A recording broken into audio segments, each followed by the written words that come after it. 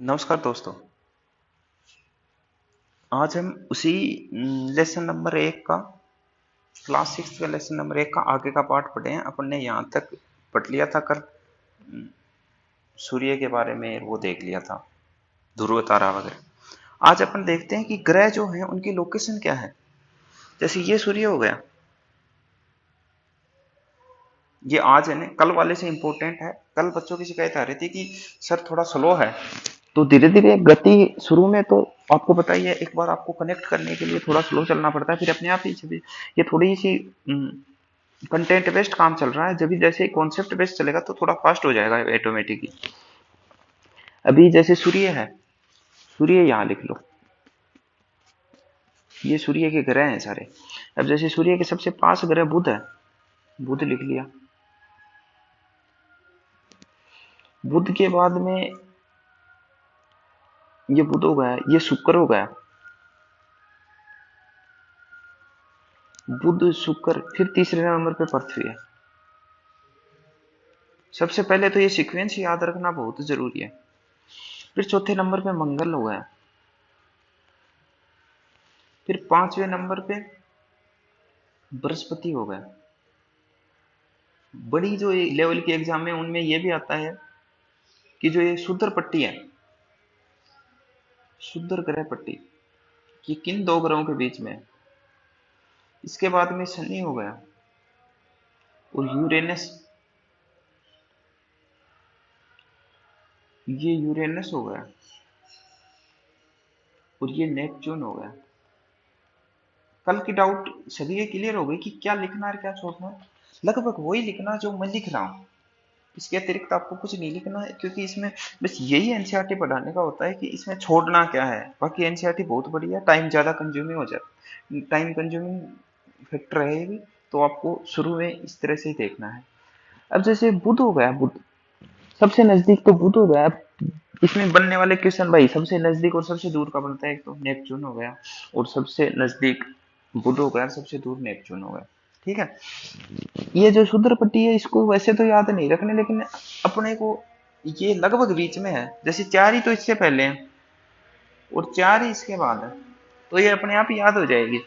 दूसरी बात, शुद्र पट्टी याद रखने से ये हो जाता है कि शुद्र पट्टी के पहले तो मंगल है और बाद में बृहस्पति है। हो गया। ये तो आपको याद करने ही करने हैं, छोटी से छोटी एग्जाम में हो जाए। अब जो सेकंड बात है वो एक लेवल की एग्जाम में याद रखना, जैसे आपको सेकंड ग्रेड में, क्योंकि ये थोड़ा सा और कंटेंट बेस्ड काम हो जाता है। इसमें इनकी गति होती है ग्रहों की। जैसे पृथ्वी की गति है तो पृथ्वी ग्रह है तो पृथ्वी की गति है, उसी तरह हर ग्रह की गति होती है। एक तो होती है परिक्रमण,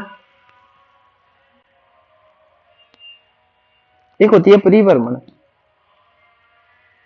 ये बात आपको दूसरी बार स्लॉट में याद करनी है। पहली बार में आपको इस ग्रह याद करने के बुध शुक्र पृथ्वी मंगल, फिर क्षुद्रपति, फिर बृहस्पति शनि यूरेनस और नेपच्यून। ये बात याद करके आपको फर्स्ट राउंड में आगे निकल जाना है। जब आपको ये लगे कि ये अपने कंठस्थ हैं, जब आपको सेकंड राउंड में बातें बतानी है अपने इसमें नॉलेज गेन करने के हिसाब से। तो जैसे अपने बुध का देखते हैं, सबसे पहले तो बुध से भी पहले अपन देखते हैं पृथ्वी का। लिखने को यहाँ भी लिख रखते हैं, लेकिन अपने मतलब चार्ट सा बनाएंगे जो अपनी लैंग्वेज में समझ में आ सके, क्योंकि ये तो आपको बहुत लंबी चौड़ी कहानी बढ़ा रखा है। सबसे पहले जो बात है कि सबसे पहले अगर अपने को परिक्रमण और परिभ्रमण याद करना है, परिभ्रमण का दूसरा नाम यहाँ पे घूर्णन भी दे रखा है। अब जब मैं इसके डाटा लिखूंगा तो आपकी समझ में आ जाएगा कि परिक्रमण कौन सी होती है और परिभ्रमण होती है। एक तो होती है ये सूर्य हो गया और इसके चारों ओर घूम के आने वाली गति, और एक ये तो हो गई परिक्रमा। परिक्रमा अपन किसी भी देवता की परिक्रमा लगाते हैं तो उसके चारों मेरी मेरी तो घूम के आते हैं, जो प्रदक्षिणा पथ होता है उसके। भाई ये देवता हो गया, गर्भ ग्रह वगैरह, फिर यहाँ से निकलते हैं, यहाँ से ऐसे ऐसे ही तो चक्र करते हैं। ये तो हो गया परिक्रमण। और परिभ्रमण क्या होता है कि खड़ा खड़ा ही घूमता है, एक आदमी है वो ऐसे खड़ा खड़ा ही खड़ा खड़ा ही ऐसे। तो ये हो गया परिभ्रमण। और बाकी आप अपने उससे समझ जाएंगे। जैसे पृथ्वी का जो परिक्रमण है, परिक्रमण पृथ्वी का है 365 दिन। ठीक है। और परिभ्रमण जो है ना पृथ्वी का, वो 24 घंटे है। देखो यहाँ पे लिखा भी है 24 घंटे यानी कि एक दिन। घूर्णन परिभ्रमण का मतलब है घूर्णन, जो कि 24 घंटे है एक दिन, और ये पृथ्वी का है। तो आपको अब डाटा याद करना शुरू ही कर रहे हो आप, तो आप सबसे पहले पृथ्वी का याद करो। पृथ्वी का परिक्रमण है 365 दिन और परिभ्रमण है 24 घंटे। अब फास्ट चलने का तो ये हो जाता है कि मैं फटाफट यहाँ से बोल दूं कि आप परिक्रमण परिभ्रमण यहाँ से देख लेना, फिर उसमें याद तो होता नहीं है, तो उससे मतलब नहीं है फिर कोई। फिर तो ये पड़ी है आपके पास, बुक सभी के पास ही अवेलेबल होगी, फिर उस चीज से मतलब नहीं है। मतलब मेरा इंटेंशन यही है कि एनसीईआरटी को थोड़ा सा समझा के पढ़ाया जाए, और बच्चों को जिस तरह से समझाते हैं वो इन चीजों को स्किप करवा देते हैं, वो यहाँ पढ़ाते नहीं है कि ये पढ़ाना चाहिए। अब अपने को सारे ही लगभग इंपॉर्टेंट हैं, जैसे पहला, फिर अपने को फर्स्ट और लास्ट पे ध्यान दो। जैसे पहला हो गया भाई, इसका परिक्रमण तो 88 दिन है बुध का, और जो घूर्णन परिभ्रमण जिसको बोलते हैं वो 59 दिन है। यानी कि पृथ्वी का मतलब दोनों ही चीजें, ये भी इससे ज्यादा है, ये इससे कम है, ठीक है, परिक्रमण और परिभ्रमण, ठीक है। क्योंकि इसकी जो वैसे घूमने की जो गति है ना, खड़े खड़े घूमने वाली गति, अक्ष पर जो घूमता है वो बहुत स्लो घूमता है, छोटा ग्रह तो गति नहीं बनती है, ठीक है। ये हो गया। अब अपने को सबसे पहले ग्रह जिस तरीके से मैंने याद करने बताए थे, उसी तरीके से अपन इनको भी याद करेंगे। जैसे पहला याद कर लिया, अब अपने को सीधा नेपच्यून पे जाना चाहिए कि नेपच्यून का परिभ्रमण और परिक्रमण क्या है। तो नेपच्यून का परिक्रमण जो है ना, परिक्रमण वो तो है 164 दिन, 164 साल, सॉरी 164 साल। और जो परिभ्रमण है वो है, सॉरी, 16 घंटे 7 मिनट, 16 घंटे 7 मिनट, ठीक है।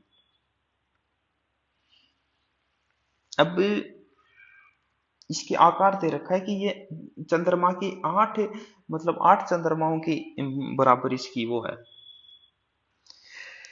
ठीक है। अब एक दो अपन जैसे ही और पढ़ेंगे तो आपको ये कॉन्सेप्ट भी समझ में आ जाएगा, क्या, कि जैसे परिक्रमण है ना वो दिनों दिन बढ़ रहा है।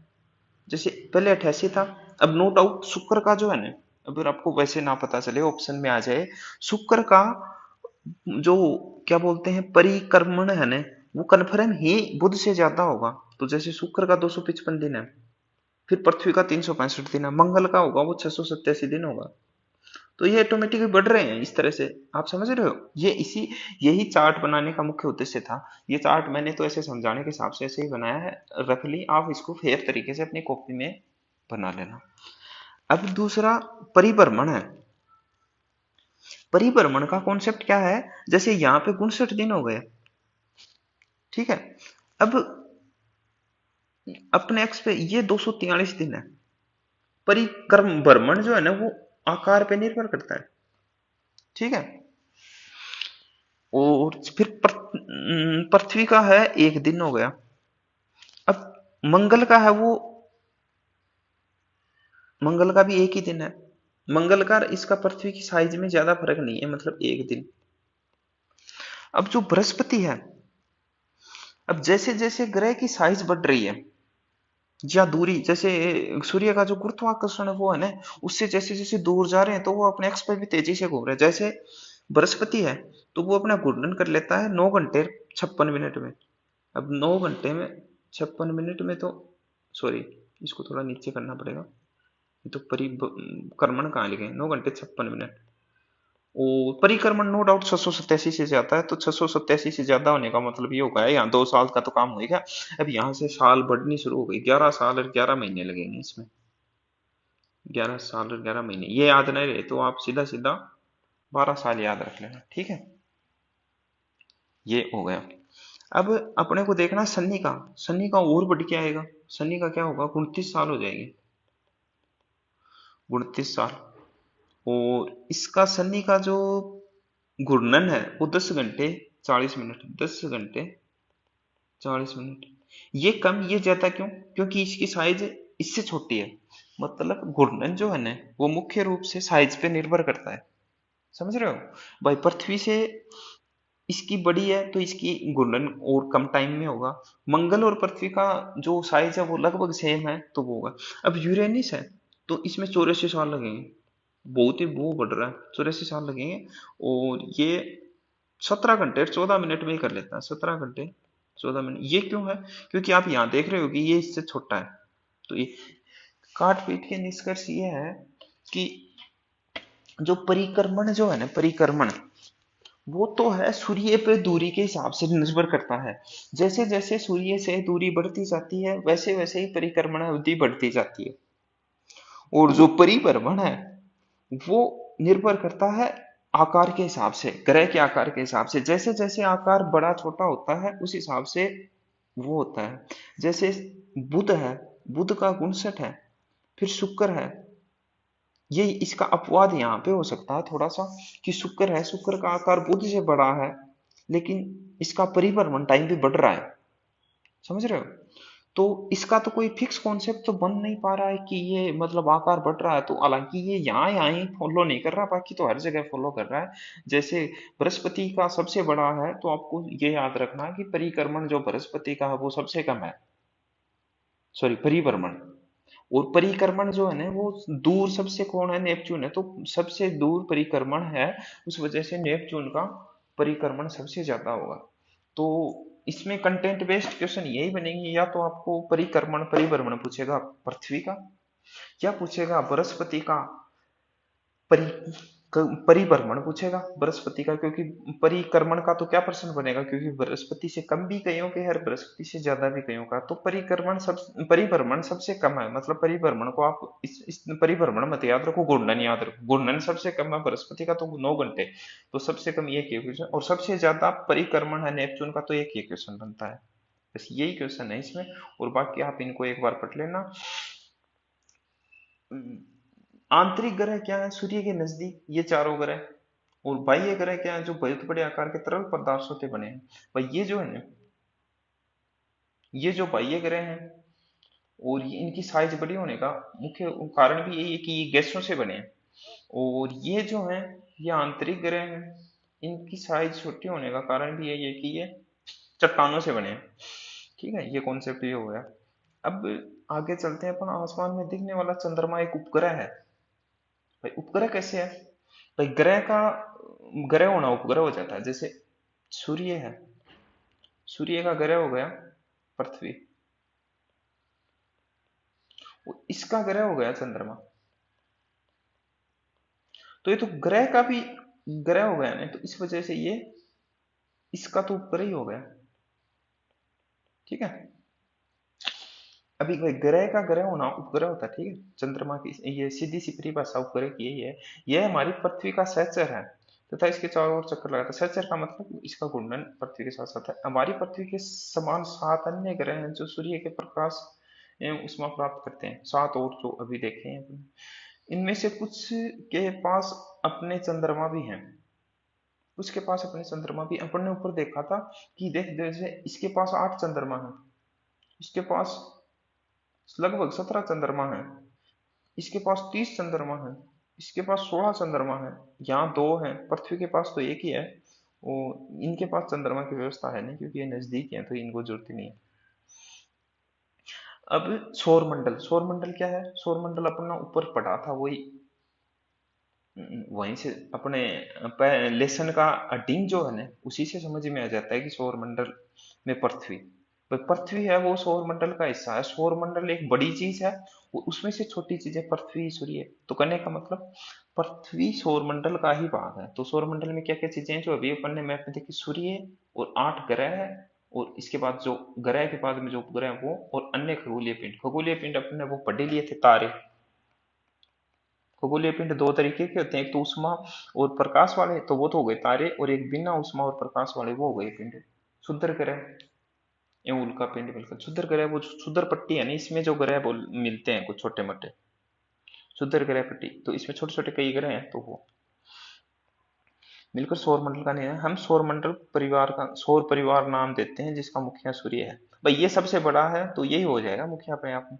अब सूर्य है, सूर्य सौर मंडल के केंद्र में स्थित है। बिल्कुल, ये मैप ये जो है इसमें आधा दे रखा है। अब जैसे ये है तो ये इसके इधर भी है, मतलब ये इस तरह से है ये पूरा। अगर अपन पूरा देखें ना तो ये कुछ इस तरह से बनेगा पूरा। अगर अपन बनाएंगे, ये बुक में समझाने के परिप्रेक्ष्य से बनाया गया है। ये हो गया। अब जैसे ये हो गया, जैसे ये हो गया, जैसे ये हो गया, अब जो बड़े वाले राउंड है वो आएंगे नहीं, इसलिए इसको आधे में ही रिप्रेजेंट कर दिया कि भाई ये जैसे बुध है, ये चारों में भी तो घूमेगा इसके, जब भी तो इसका परिक्रमण होगा कंप्लीट 88 दिन। ठीक है, तो ये हो गया। तो ये सबसे बड़ा है, बहुत बड़ा है एवं अत्यधिक गर्म गैसों से बना है। इनका खिंचाव बल इसे सौर मंडल को बांधे रखता है। भाई खिंचाव बल का मतलब गुरुत्वाकर्षण बल, गुरुत्वाकर्षण के कारण ये बंधे रहते हैं आपस में भाई, जैसे इधर उधर इनका एक फिक्स कक्षा रहती है। सूर्य सौरमंडल के प्रकाश और ऊष्मा का एकमात्र स्रोत है। सूर्य सौरमंडल के लिए प्रकाश एवं ऊष्मा का एकमात्र स्रोत है। ये बात अपने को वैसे तो याद रहनी चाहिए कॉमन सेंस के, भाई सौरमंडल के लिए प्रकाश और ऊष्मा का एकमात्र स्रोत है, तो वो अपने सूर्य हो जाएगा। ये बात थोड़ी सी लिख लेना आप। लेकिन हम इसकी अत्यधिक तेज ऊष्मा को महसूस नहीं करते, क्योंकि सबसे नजदीक तारा होने के बावजूद यह हमसे बहुत दूर है। पृथ्वी से लगभग 15 करोड़ किलोमीटर की दूरी है। 15 करोड़ किलोमीटर अपने आप में बहुत ज्यादा होती है। अब इसमें जब सूर्य का प्रकाश पहुंचने की बारी आएगी तो 8 मिनट और कुछ समय लगेगा इसमें। ठीक है, ये हो गया सूर्य के बारे में। सूर्य के बारे में दो ही बात निकल के आई, एक तो सूर्य के सौर मंडल के लिए प्रकाश और ऊष्मा का एकमात्र स्रोत सूर्य है, और दूसरा ये पृथ्वी से 15 करोड़ किलोमीटर की दूरी पर है। ठीक है, अब ग्रह ग्रह आ गए 8। 8 में से सबसे पहले जो अपन ने दिखा था भाई, पहले बुध था, बुध के बाद में शुक्र था, शुक्र के बाद में पृथ्वी, फिर मंगल, फिर वसुधर पट्टी, फिर बृहस्पति, शनि, यूरेनस और नेपच्यून। ये बातें अपने को अपन ने ऊपर मैप में ही देख ली थी। ठीक है, तो ये अपनी याद हो गई। अब उसमें वो कंटेंट याद रहे तो ठीक है। पृथ्वी का तो अपने को याद भी है भाई, 365 और एक दिन, और इसका भी ये एक दिन ही है, क्योंकि ये मंगल पृथ्वी के बराबर है। ये जो है, ये इसका मंगल का क्रम है, शायद 243 दिन है। देखो क्या ऊपर, ये मंगल का 687, सॉरी ये तो पृथ्वी से दूर जा रहा है ना, तो उस परिप्रेक्ष्य में ये तो बढ़ ही जाएगा भाई, सूर्य से दूर है तो नो डाउट 643, ये तो उसकी है, क्या नाम है, शुक्र की है 243। ठीक है, इस तरह से उनकी आप डाटा याद कर लेना।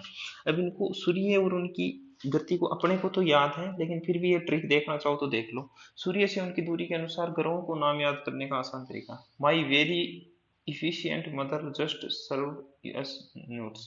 तो ये अपने याद नहीं होने वाले कि माई का मतलब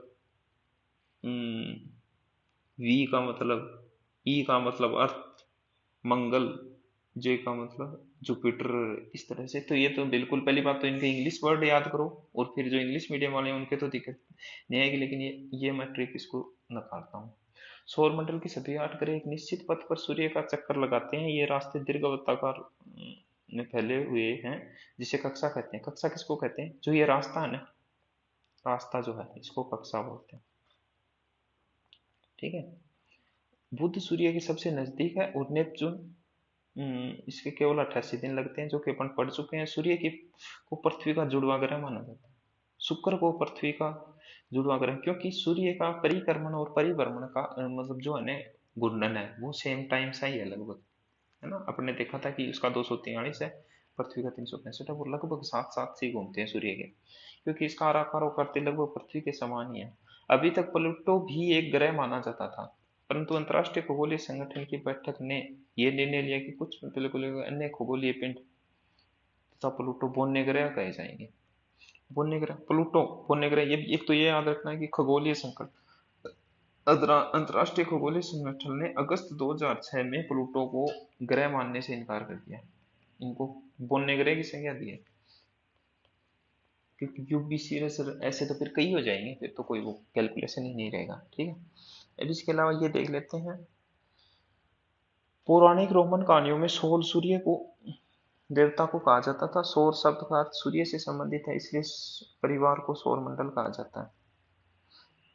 सौर शब्द का उपयोग करते हुए अधिक शब्दों को सौर ऊर्जा, कुछ भी तो बच्चों के लिए ऐसे शब्द, ऐसे बहुत से शब्द जिनका उपयोग हम भाषा से में करते हैं, अक्सर वे दूसरी भाषाओं के लिए गए शब्द हो सकते हैं। उदाहरण के लिए ज्योग्राफी एक अंग्रेजी शब्द है, यह ग्रीक भाषा से लिया गया है, जिसका अर्थ पृथ्वी का विवरण। ये दो ग्रीक ग्रीक शब्दों से मिलकर बना जी शब्द का अर्थ है पृथ्वी, एवं ग्राफिया ग्राफिया शब्द का अर्थ है लिखना। आइए हम पृथ्वी के संबंध में दिख जाने। ज्यो लॉजी पृथ्वी का अध्ययन, जियोलॉजी का मतलब पृथ्वी का अध्ययन, ज्योमेट्री मतलब पृथ्वी का मापन, जियोइड मतलब पृथ्वी का आकार करना। रात में आसमान को देखकर मनुष्य हमेशा मोहित हुआ। खगोलीय पिंडों एवं उनकी गति के संबंध में अध्ययन करने वाले खगोल शास्त्री का, खगोल शास्त्री देख लेना। आर्यभट्ट प्राचीन खगोल शास्त्री हैं। आज विश्व के सभी भागों में खगोल विद्वान, ये बस पढ़ लिया ठीक। अब पृथ्वी, सूर्य से दूरी के हिसाब से पृथ्वी तीसरा ग्रह है। तीसरा ग्रह नाम आते ही अपने को पहला याद आना चाहिए कि बुध निकल गया और शुक्र निकल गया। शुक्र इसके साथ का ग्रह है, इसके जुड़वा ग्रह बोलते हैं। आकार में इसका स्थान पांचवा है। तो चार कौन कौन से हैं वो देख लो भाई। बृहस्पति हो गया, मंगल भी इससे, बृहस्पति के बाद में आप वहां मैप में ही देख लो कौन कौन से आपको बड़े लग रहे हैं। बृहस्पति भी बड़ा है, ये भी बड़ा है, ये भी बड़ा है, इससे तो ये भी बड़ा है। नेपच्यून तो छोटा ही है।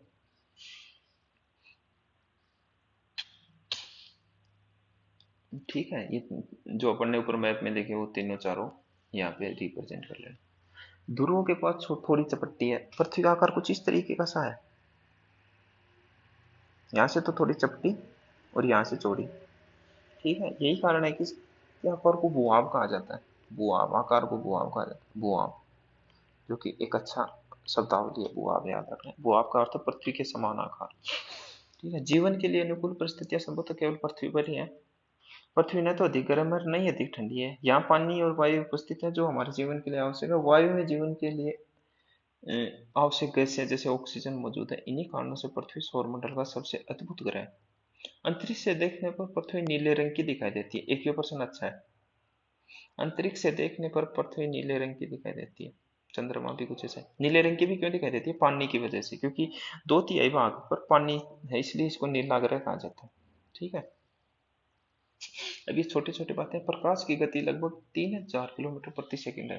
3 लाख, सॉरी, 3 लाख किलोमीटर प्रति सेकंड है। इस गति के बावजूद सूर्य प्रकाश को पहुंचने में 8 मिनट का समय लगता है। 8 मिनट कुछ सेकंड है, 8 मिनट 62। ठीक है।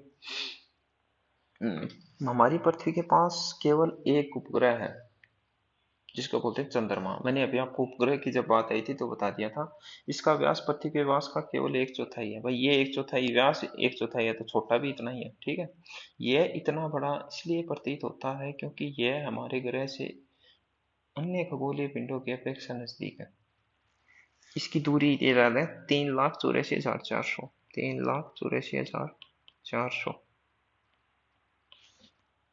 अब जब 3,84,000, अब तो याद हो जाएगी, पर 32.8 लाख जब अपन वो याद करेंगे ना,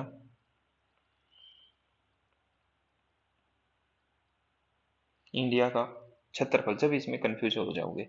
अब आप पृथ्वी से सूर्य और चंद्रमा की दूरियों की तुलना कर सकते हैं। तो पृथ्वी से सूर्य और चंद्रमा की दूरी क्या तुलना करना है भाई? वो तो करोड़ों में है, वो तो 15 करोड़ कुछ है,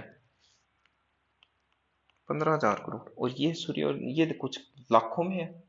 ठीक है, अब रोचक थे। नील आर्मस्ट्रॉन्ग पहले व्यक्ति थे जिसने 21 जुलाई 1919 सबसे पहले चंद्रमा की सतह पर कदम रखा। ये बात अपने को लिख लेनी है, इंपॉर्टेंट है ये। मालूम करो कि वो भारतीय भी चंद्रमा थे, राकेश शर्मा। ठीक है, और बाकी थोड़ा श्योर कर लेना इसको, मैं कंफर्म नहीं हूँ। ठीक, ये हो गया। बाकी ये नीलम आर्मस्ट्रॉन्ग वाली बात याद रखना। यहाँ पे थोड़ी सी आपको मेहनत करनी ही पड़ेगी। ठीक है, यहाँ पे मैं भी आपको देख के नेट पे सर्च करके देख लेना कि राकेश शर्मा ही है क्या। मेरे हिसाब से राकेश शर्मा होना चाहिए, बाकी थोड़ा सा मैं कंफ्यूज हूँ। ठीक है, ये हो गया। अब अगला उपग्रह एक खगोलीय पिंड है जो ग्रहों के चारों ओर चक्कर लगाता है। जिस पर उपग्रह की परिभाषा अपने को अच्छे से याद हो गई। ग्रह के का भी ग्रह होता है, उसको उपग्रह बोलते हैं। मानव निर्मित उपग्रह एक कृत्रिम पिंड है भाई। एक जो प्राकृतिक है उपग्रह वो तो है सूर्य, और इसके बाद में कृत्रिम है ना वो कई बना रखे हैं हमारी उसने, जिसका उपयोग ब्रह्मांड के बारे में जानकारी प्राप्त करने पृथ्वी पर संचार माध्यम से किया जाता है। इसके रॉकेट द्वारा अंतरिक्ष में भेजा जाता है एवं पृथ्वी की कक्षा में स्थापित किया जाए। अंतरिक्ष में IRS एडुसेट इनसेट, ये कई उपग्रह हैं, इनका तो कोई वो है नहीं, ये उपग्रह हैं। और ये अब जैसे ये दे दिया चंद्रमा, इनसेट, IRS और एडसेट। अब इनमें से दे दिया भिन्न है। भिन्न के चंद्रमा है, ये कि प्राकृतिक उपग्रह है, ये कृत्रिम उपग्रह है। ठीक है, इस तरह के क्वेश्चन बनते हैं। अब चंद्रमा पृथ्वी पर एक चक्कर लगभग 27 दिन में पूरा करता है, लगभग 1 महीने मान लो। लगभग इतने ही समय में यह अपने अक्ष पर एक चक्कर भी पूरा करते हैं। तो इसका घूर्णन और परिभ्रमण एक सा ही है। परिक्रमण और परिभ्रमण जो है ना, वो लगभग बराबर है। ठीक है, परिणाम स्वरूप पृथ्वी से हमें चंद्रमा का केवल एक ही भाग दिखाई पड़ता है। चंद्रमा की परिस्थितियां जीवन के लिए अनुकूल नहीं है। यहाँ न पानी और न वायु। इसकी सतह पर पर्वत मैदान गड्ढे हैं जो चंद्रमा की सतह पर छाया बनाते हैं। पूर्णिमा के दिन चंद्रमा पर इनकी छाया को देखा जा सकता है। पूर्णिमा कौन सी होती है? जब चांद पूरा दिखता है। पूर्णिमा रमाओं से आपने शुरू में जिक्र किया था। ठीक है, क्षुद्र ग्रह क्या होते हैं? तारों, ग्रहों और उपग्रहों के अतिरिक्त अन्य संख्या के छोटे पिंड चारों ओर चक्कर लगाते हैं। इन ग्रहों को क्षुद्र ग्रह कहते हैं, जो कि क्षुद्र पट्टी में रहते हैं। ये मंगल एवं बृहस्पति की कक्षाओं के बीच में पाए जाते हैं, जो क्षुद्र पट्टी अपने देखी थी। वैज्ञानिकों के अनुसार क्षुद्र ग्रह ग्रह के ही भाग होते हैं जो कि बहुत वर्ष पहले विस्फोट के कारण ग्रहों से टूटकर अलग। क्षुद्र ग्रह का मतलब टुकड़ा। उल्कापिंड सूर्य के चारों ओर चक्कर लगाने वाले छोटे छोटे टुकड़ों को उल्कापिंड कहते हैं। सूर्य के चारों ओर ग्रह के अलावा भी छोटे छोटे ऐसे टुकड़े होते हैं उल्कापिंड। वो कभी कभी ये उल्कापिंड पृथ्वी से इतने नजदीक आ जाते हैं कि इनकी प्रवृत्ति पृथ्वी पर गिरने की होती है। इस प्रक्रिया के दौरान वायु के घर्षण के कारण ये गर्म होकर जल जाते हैं। फलस्वरूप चमकदार प्रकाश उत्पन्न होता है। कभी कोई पूरी तरह जले बिना पृथ्वी पर गिरती है, जिससे धरातल पर गड्ढे बन जाते हैं। बिल्कुल सही बात। क्या आपने तारों और खुले आसमान में दूसरी ओर फैली चौड़ी सफेद पट्टी देखी है? यह पट्टी आकाश गंगा कहलाती है। तारों के बीच बीच में भाई, तारों के एक घना रूप जिसमें बहुत सारे तारे हैं, उसको आकाश गंगा। हमारा सौर मंडल आकाश गंगा का एक भाग है। सौर मंडल क्या है? सौर मंडल में भी सौर मंडल का छोटा भाग तो पृथ्वी है। वो सौर मंडल से भी सीनियर आकाश गंगा है। आकाश गंगा पूरे अंतरिक्ष को ही बोलते हैं, जिसमें सौर मंडल एक छोटा स्थान रखता है अपना, जिसमें आपस में ये तारे वारे ये सब आ जाते हैं।